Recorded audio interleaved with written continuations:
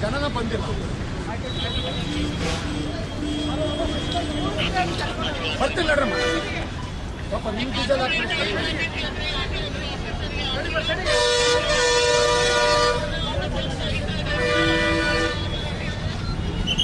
ನಾವೇನಿದ್ರು ಈ ಒಂದು ಸ್ಟ್ರೈಕ್ ಅನ್ನ ಶಾಂತಿಯುತವಾಗಿ ಮಾಡ್ತಾ ಇದ್ದೇವೆ. ಶಾಂತಿಯುತವಾಗಿ ನಾವು ಈ ಸ್ಟ್ರೈಕ್ ಅನ್ನ ಮಾಡ್ತಾ ಇದ್ದೇವೆ. ದೌರ್ಜನ್ಯ ದಬ್ಬಾಳಿಕೆ ಮಾಡಿಲ್ಲ. ಇವರು ಕೆಎಸ್ಆರ್ಟಿಸಿ ಮಾಡಿದ್ರು ದಬ್ಬಾಳಿಕೆ ಮಾಡ್ತಾ ಇದ್ದಾರೆ. ಸರಿಯಾದ ಕ್ರಮ ಅಲ್ಲ. ಏನು ನೌಕರರ ಕಾರ್ಮಿಕರ ಜಿಲ್ಲಾಡಳಿತ ಸರ್ಕಾರ ಮುಂದುವರಬೇಕು.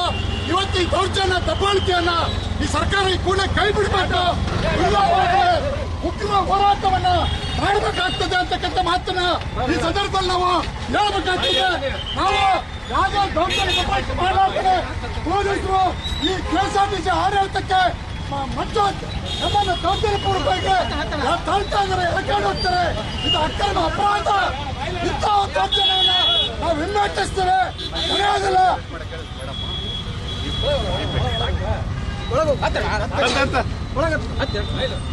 ಇದು ಅಕ್ರಮ ದೌರ್ಜನ್ಯ ಅಂತ ಕೂಡ ಈ ಸಂದರ್ಭದಲ್ಲಿ ಅಪರಾಧಿಸ್ತಾರೆ.